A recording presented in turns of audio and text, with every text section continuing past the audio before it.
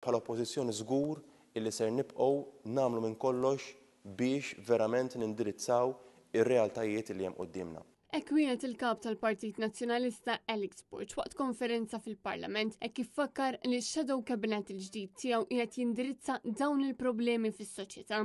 Fil-bidla li għamilna fix-Shadow Cabinet semmejna diversi kelliema ġodda illi wkoll jindirizzaw ċertu realtajiet soċjali illi hemm barra fosthom iż-żieda tas-solitudni. Alex Burch qal li l-isfidi soċjali jridu jiġu indirizzati illum qabel għada u tenna li s-sors tal-problemi jrid jinqabad mill-bidunet.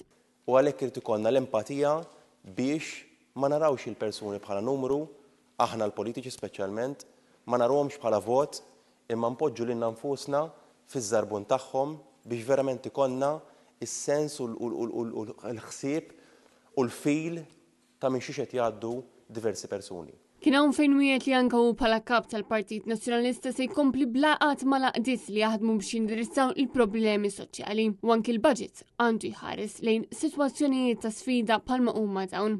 Din il-konferenza kienet indirizzata wkoll mid-deputat Laburista Katja De Giovanni li qalet li dan il-ksib ippubblikat mid-deputat Ivan Bartolo huwa ħidma ta' xogħol profond u dawn huma problemi li ma jistgħux jibqgħu jitqiesu bħala punti f'manifest elettorali. Hija tenniet il-politika soċjali ma tistax issir mingħajr qari fil-fond ta' dawn il-problemi.